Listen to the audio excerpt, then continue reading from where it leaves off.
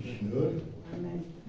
Eu sei que faltam bastantes, mas o Senhor sabe, conhece os seus corações, assim como conhece também os nossos, não é? Assim seja. Eu não sei se vocês têm, talvez, alguma atenção ou não, ao preço a que está o ouro. O preço a que está o ouro. Por vezes nós ouvimos na televisão, ouvimos na rádio, no jornal, que o ouro nunca esteve tão caro como agora.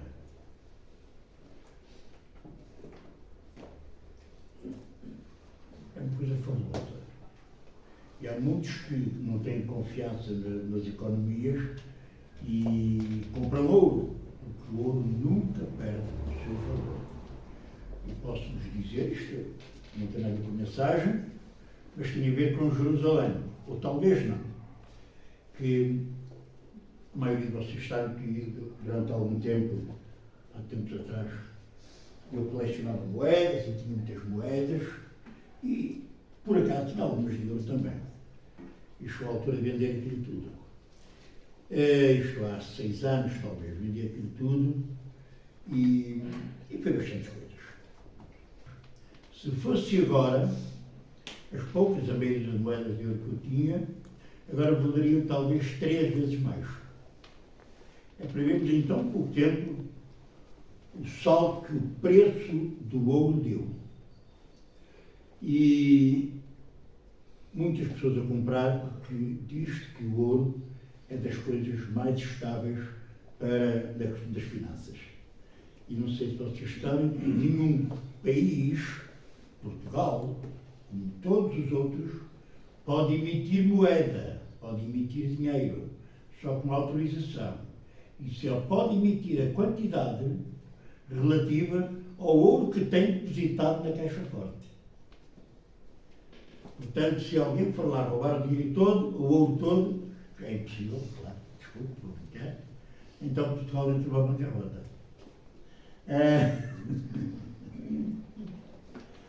Pronto, é para ver o valor do ouro. Há pessoas que neste mundo estão a juntar ouro, a guardar ouro, a guardar ouro, a guardar ouro, e eu sinto algumas pessoas que as suas finanças estão todas armazenadas em ouro. E o que podem, vão comprando ouro. Cada um fará como quiser. Eu tenho a minha aliança desde que a pus, está cá. Mas este coro que nós, os irmãos cantaram, a Carla e o Carlos, é um hino muito, mas muito, muito antigo. A nós dá-nos uma esperança, uma coisa incrível.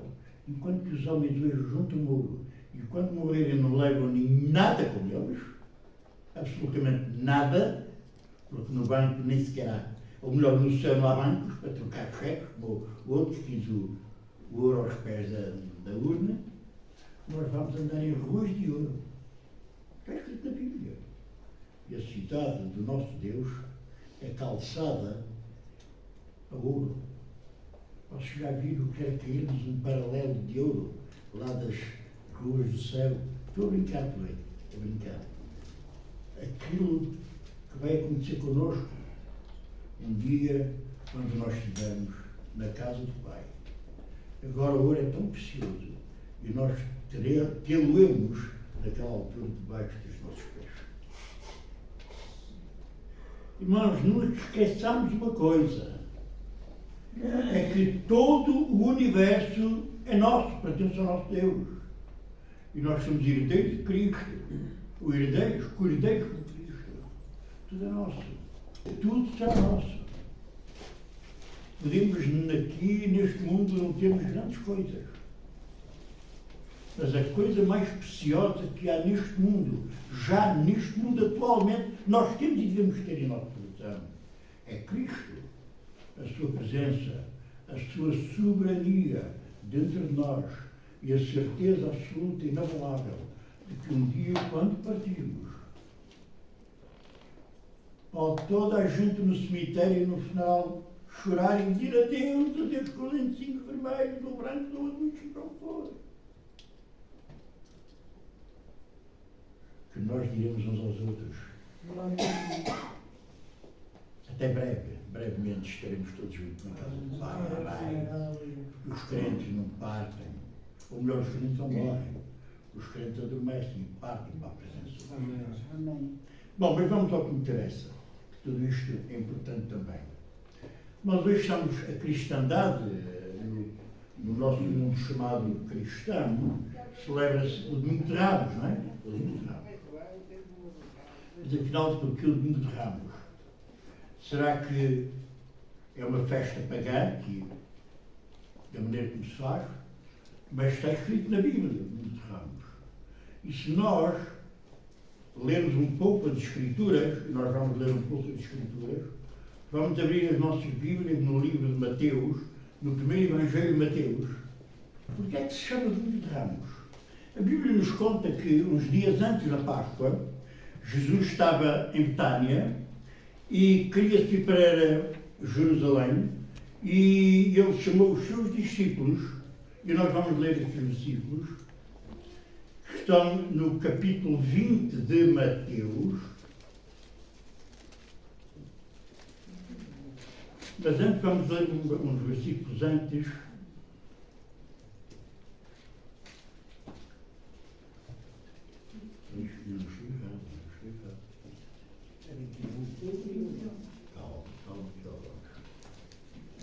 Exatamente, é no capítulo 20 de Mateus, no versículo 17. Antes de Jesus subir para Jerusalém, onde vamos falar deste acontecimento, estando Jesus para subir a Jerusalém, chamou à parte os 12 e em caminho lhes disse: eis que subimos para Jerusalém, e o Filho do Homem será entregue aos principais sacerdotes e aos escribas, e eles o condenarão à morte, e o entregarão aos gentios para ser escarnecido, açoitado e crucificado, mas ao terceiro dia ressuscitará, ou ressurgirá. Isto foi uns dias antes desta passagem que nós estamos a viver hoje, a entrada de Jesus em Jerusalém.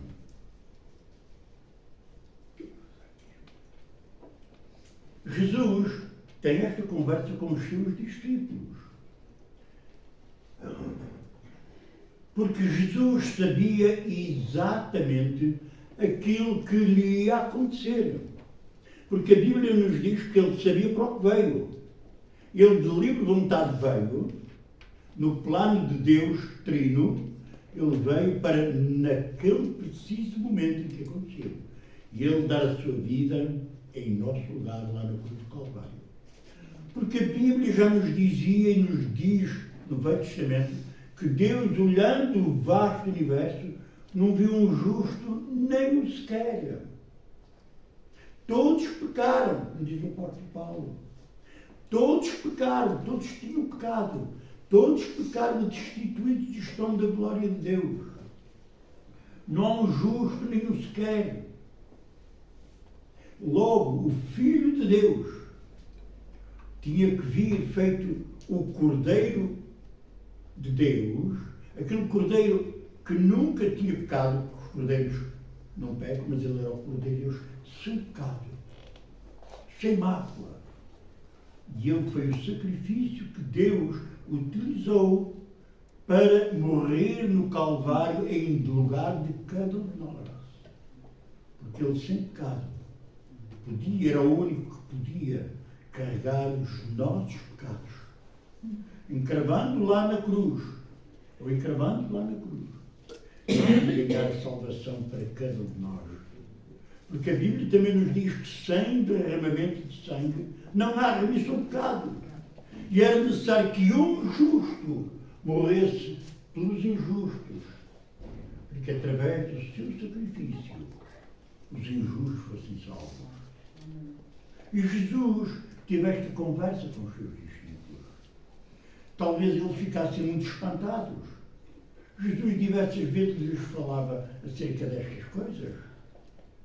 Mas até nos lembramos que de uma vez Pedro disse: Senhor, de maneira nenhuma te faça isso, não faças isso, isso vai acontecer. você tem que dizer, para trás nem Satanás, porque não cogitas das coisas de Deus. Os discípulos não queriam, porque eles estavam à espera, como todos os outros judeus, talvez, à espera que viesse o rei, o Messias poderoso, em glória, com poder, para restituir o reino aos judeus. Mas Jesus não foi essa a sua missão. Não foi essa a sua missão. E então depois, logo a seguir, no versículo...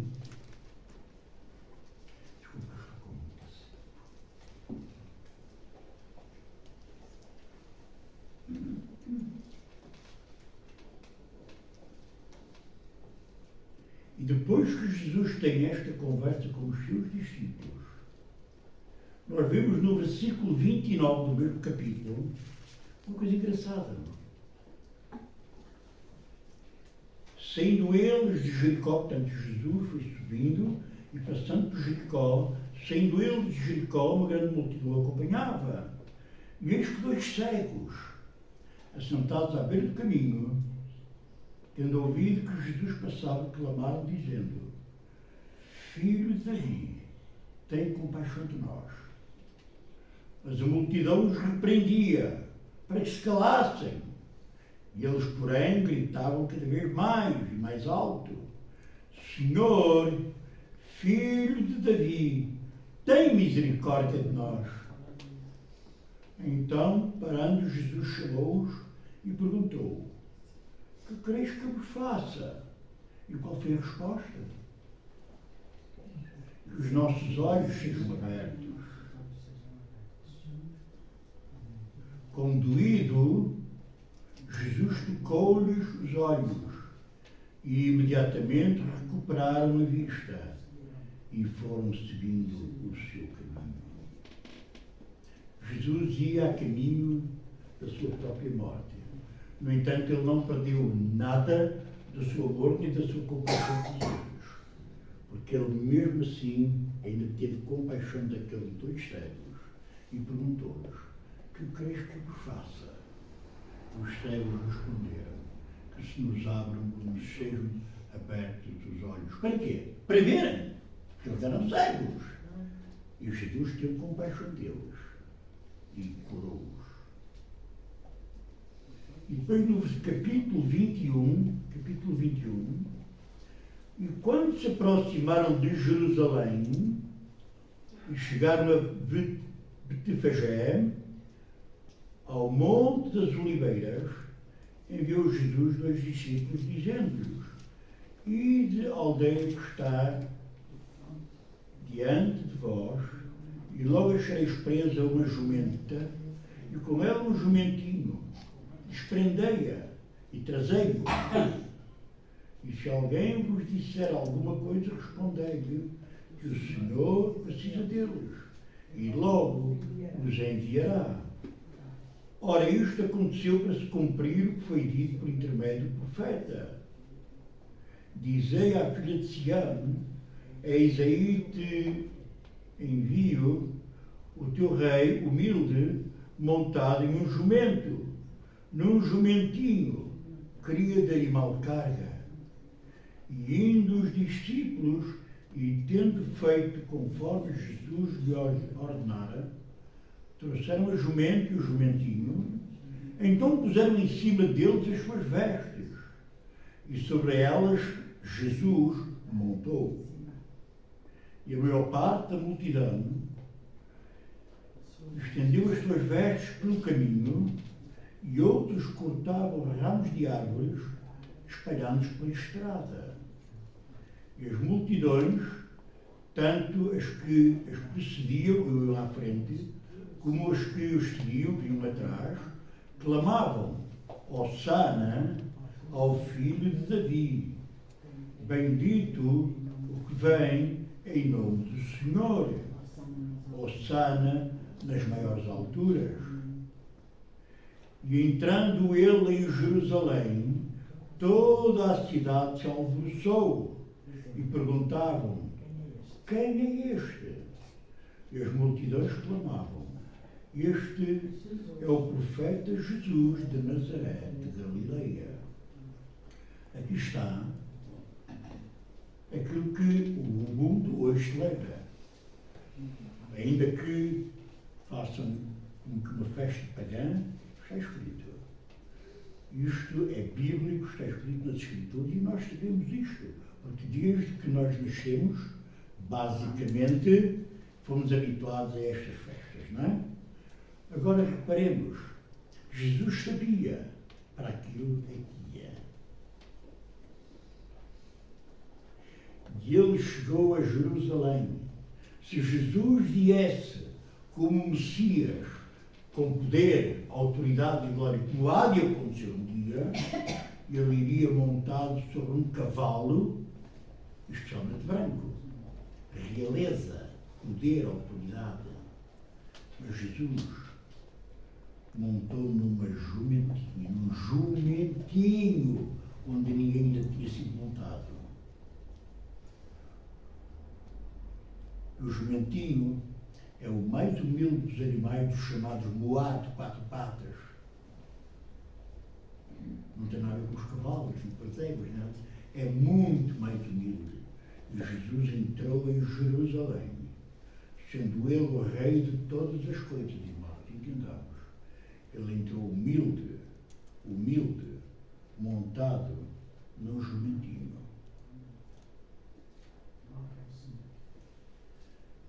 Mas agora vamos ver a diferença e aquilo que a multidão fez.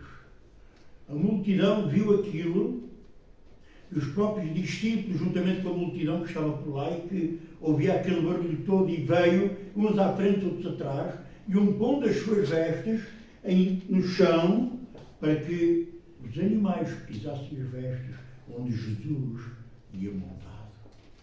Outros cortavam ramos de palmeiras, porque eram as árvores daquele tempo, e que é lá naquelas zonas da Palestina, e punham no chão. Era sinal de respeito. Sinal de respeito. Porque ainda hoje os estudantes sabem isto. O normal é quando vem alguém, os estudantes tirarem alguém com autoridade, com poder. É normal os estudantes tirarem a sua capa ou as suas capas e porem-nas no chão, para que, por exemplo, Sua Excelência, o Sr. Presidente da República, passe por cima. Eu já vi isso. É um sinal de respeito, de submissão, de autoridade. E as pessoas fizeram isso. E Jesus entrou em Jerusalém, montado num jumentinho.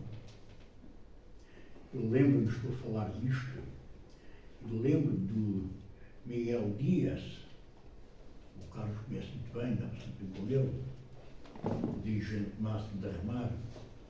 Um dia, numa pregação, ele dizer que como gostava de ter sido um jumentinho onde Jesus montou para entrar em Jerusalém. Não queria mais nada a não ser ter o privilégio e a honra de ser aquele jumentinho onde Jesus entrou montado. Claro que o jumento era um tipo de animal, não se dava a estes preconceitos.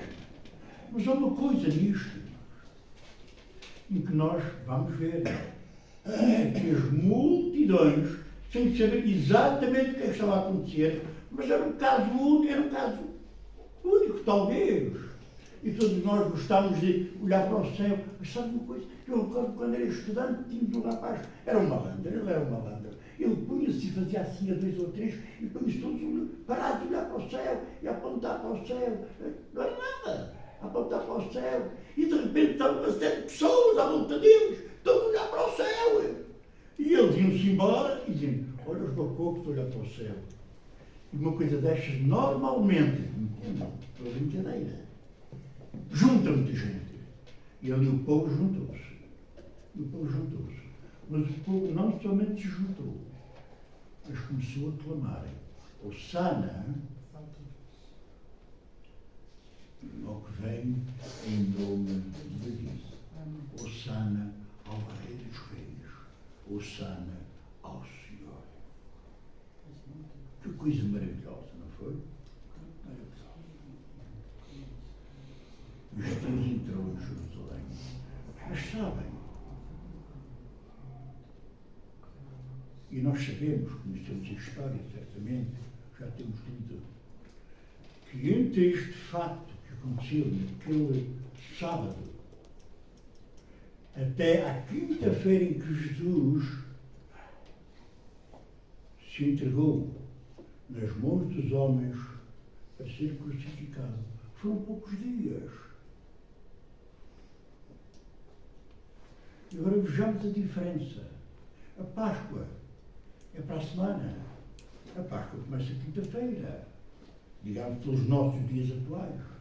A ceia do Senhor foi uma quinta-feira à noite, irmãos. Nós temos segunda, terça, quarta e uma quinta-feira. E aquele povo estava encantado, maravilhado, era uma festa, era uma maravilha. Todos a clamar em altas vozes, a dar louvores a Deus, porque Jesus ali estava a entrar em Jerusalém. Passou-se segunda-feira, passou-se terça, passou-se quarta, veio a quinta. E Jesus fez a última ceia com os seus discípulos. E quando Jesus parte dos elementos com os seus discípulos, ele diz: fazei isto todas as vezes que os reunidos em meu nome, porque esta será a última vez em que eu faço aqui, até que esteja no reino dos céus. Amém. 4 dias ou 5 se passaram. E depois que, terminada a ceia, Jesus foi com os seus discípulos para o Monte Orar. E já Judas tinha todo o plano de traição realizado. E quando, na quinta-feira à noite, Jesus é entregue, ele próprio se entrega nas mãos dos homens para ser crucificado. Irmãos, 5 dias, 4 ou 5 dias se passaram. Vejamos a diferença entre daquela multidão. Enquanto que nesta altura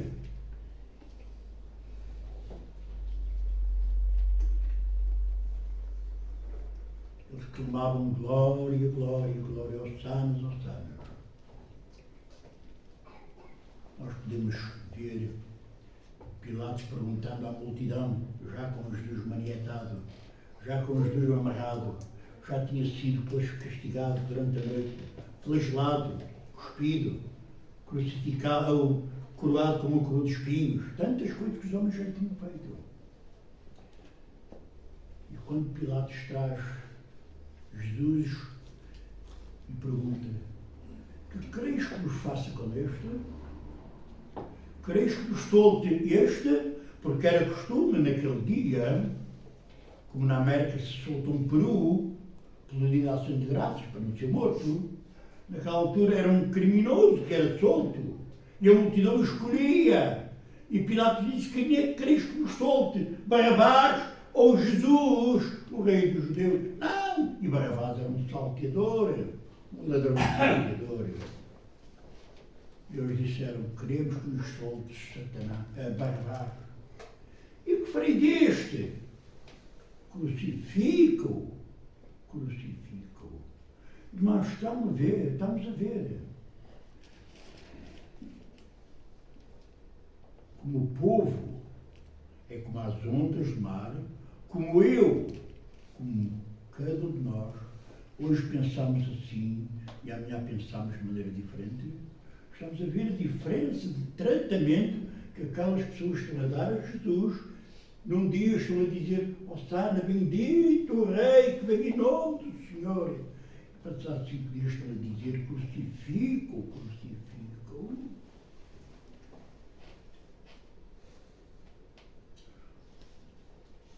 Mas quando Jesus entra em Jerusalém, ele sabia o que lhe ia acontecer. Mas a multidão não sabia. Nós hoje sabemos porque temos as Escrituras, irmãos. E por isso temos mais responsabilidade que eles. Porque eles não sabiam o que é que estava no dia de amanhã, nem no outro, nem no outro, nem no outro, nem tampouco os discípulos. Mas nós sabemos. Mas mesmo assim eles tiveram que fazer uma escolha, uma opção. E a opção que nós vemos que eles fizeram foi a opção errada. Porque eles disseram: crucificam-o, crucificam-o. Mas ele é o vosso rei. E eles disseram mais. Eu não estou a seguir o que tenho, escrevo para não esquecer. Eles disseram que o seu sangue caia sobre as nossas cabeças e as cabeças dos nossos filhos. Isto é chamar uma maldição. E eles fizeram conscientemente. Infelizmente, o povo de Judá, de Israel, os judeus, de Judá e de Israel, dos partes, ao longo dos tempos, depois que se passou a crucificação, a morte e a ressurreição do Senhor, o povo judeu sofreu muito, muito, muito. E certamente nós nos lembramos uma altura em que Jesus estava sentado lá à beira do templo. Os discípulos estavam admirados com aquela construção e disseram: Senhor, olha que construção tão maravilhosa. E Jesus lhes disse: é verdade, mas dias virão em que não ficará pedra sobre pedra sem que isto aconteça. O quê? Quando ele diz: Jerusalém, Jerusalém, que matas os profetas e apedrejas aqueles que te são enviados. Quantas vezes eu quis, como a galinha, juntar os meus filhos debaixo das suas asas, como a galinha faz, juntar os seus pintos debaixo das suas asas, e vocês não quiseram. Mas dias virão em que não ficará pedra sobre pedra. Há tradução que diz: não passará uma geração sem que tudo isto aconteça. E sabe uma coisa, e a verdade é que passado 37 anos, Jerusalém foi destruída pelos exércitos romanos, pelo general Tito, ao ponto do próprio templo ser derrubado pedra por pedra. Chegaram no fogo para lhe roubarem o ouro, porque era todo ferrado o ouro.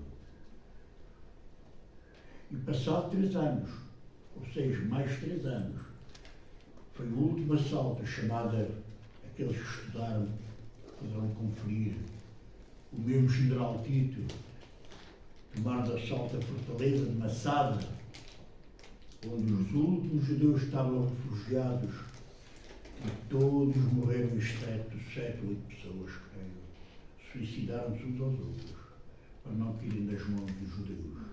E os judeus, até ao dia de hoje, têm sido perseguidos e continuam a ser perseguidos só porque são judeus. E eles fizeram a sua opção, irmãos. Eles não sabiam naquela altura em que disseram: Hosana ao que vem em nome do Senhor. Mas eles, passados 5 dias, tiveram que dar aquela resposta e deram aquela resposta. Sabe, irmãos? Mas Jesus continua o mesmo, o nosso Deus continua o mesmo. O seu amor é o mesmo, não mudou. Porque Ele não tem amor por ninguém. Ele é amor. Entendem? O amor de Deus não tem tamanhos. Ele é amor. Da maneira como Ele me amou ontem, me ama hoje, me amará amanhã. Eu desfrutarei do seu amor mediante o meu zelo e a minha procura por Ele, porque o seu amor é igual, é eterno.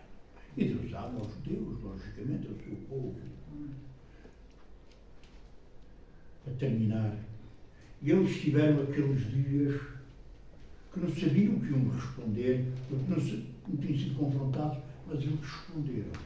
E nós, eles não sabiam, nem os discípulos sabiam o que ia acontecer, mas nós sabemos pelas Escrituras tudo o que aconteceu. A Páscoa é já daqui a pouco, não é? Aquilo que nós celebramos de Páscoa. E nós sabemos tudo pelas Escrituras. E a verdade é que Jesus morreu. Morreu não somente pelos judeus, mas eu dou graças a Deus porque Ele morreu também por mim. Morreu por todos nós. E que resposta que nós hoje estamos prontos para dar a Jesus? É como se uma pergunta nos esteja a ser posta, uma questão nos esteja a ser posta dentro dos nossos olhos para nós darmos a solução. E ela tem uma solução, ou um sim, ou um não. Qual é a resposta que nós vamos dar a Jesus? Claro que no próximo domingo de Páscoa não serei o pregador de maneira alguma. Não sei qual vai ser a palavra que o Senhor nos vai trazer aos nossos corações, mas a resposta é posta, cada um de nós, em cada dia. O que é que eu tenho feito de Jesus na minha vida? O que é que tu, meu irmão, minha irmã, o que é que tu, meu amigo, minha amiga, tens feito com Jesus na tua vida, no teu dia-a-dia? Sabe, irmão, nós somos crentes, dizemos que somos crentes, mas mesmo dizendo que somos crentes, quantas vezes nós, com os nossos atos, palavras e outras coisas, negamos o Senhor Jesus? Quantas vezes nós negamos? Quantas vezes nós temos a oportunidade, numa conversa, de falar de Jesus e nós calamos e não falamos? Temos vergonha. A conversa não é connosco. Eu não sei como é que ele vai ouvir, não sei como é que ele vai entender. E nós calamos. Há dias o Carlos disse-me que agora lá no restaurante são 3 os que são evangélicos. Mas um deles lá achava, eu não sabia. Eu disse, então era um agente secreto. Quantas vezes nós, nas nossas vidas, irmãos, que o Senhor tenha misericórdia de mim, que já o teve, e de cada um de nós envergonhamos o nome do Senhor. Desculpem. Quantas vezes nós fazemos coisas que não devíamos ter feito? Dizemos palavras que não deveríamos dizer. Inclusive, vamos a lugares onde não deveríamos ter ido.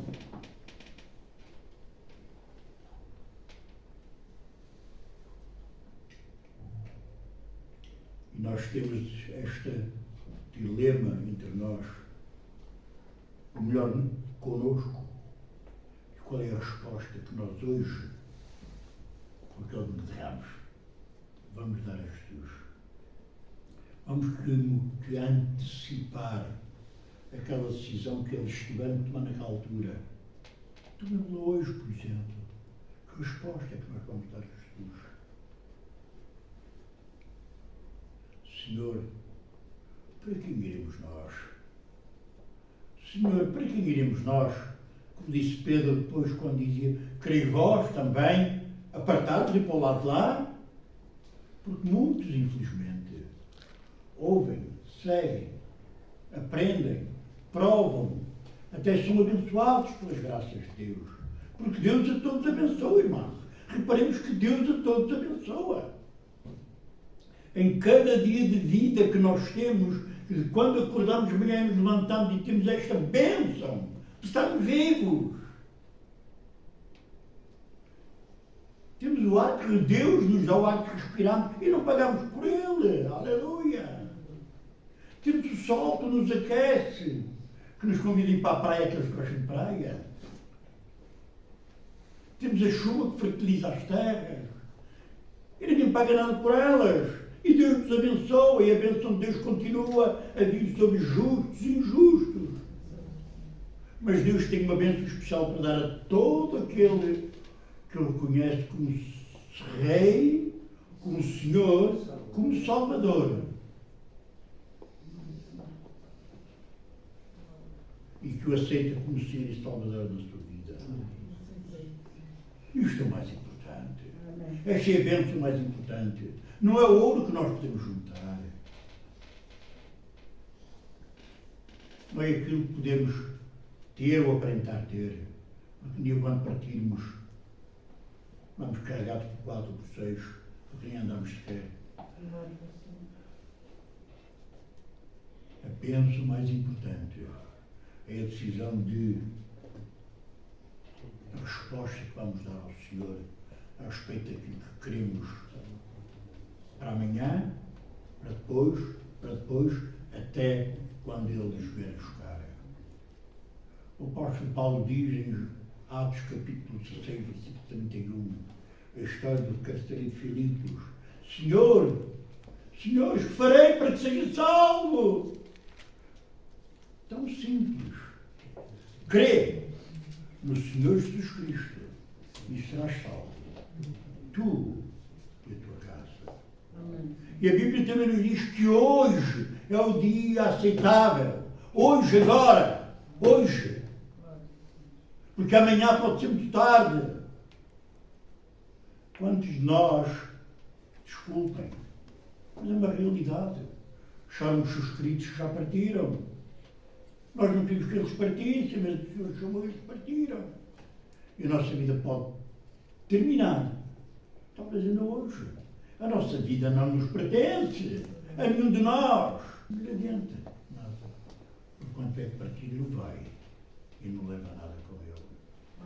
Mas aquilo que nós podemos e devemos ter é a certeza no nosso coração que já pertencemos a Cristo verdadeiramente.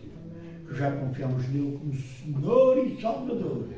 E sejamos portugueses, ou venezuelanos, ou angolanos, ou seja o que for, Cristo está nos nossos corações.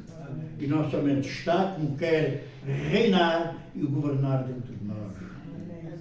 E é bom que nós entreguemos as nossas vidas, o nosso dia a dia, o nosso futuro. E Ele. Então nós podemos dizer: bem-vindo aquele que vem em nome do Senhor. Ele é o meu Senhor. É o teu Senhor, minha irmã, meu irmão. Então digamos: aleluia. Jesus Cristo é meu. Que Deus nos abençoe. E que nestes dias que antecedem a Páscoa, digamos assim, que possamos, com um bocadinho mais de temor, zelo, servir o nosso Deus, porque Ele é digno de todo o nosso serviço, adoração e louvor também. E que nós possamos louvar em todo o tempo. Mas, boa Páscoa para todos nós, para todos vocês, e se Deus permitir, no próximo domingo, nós estaremos aqui às 5 horas da tarde. O pregador, para quem ainda não sabe, será o nosso jovem irmão, familiar também, o Paulo André de Coimbra. Ele estará connosco no próximo domingo connosco.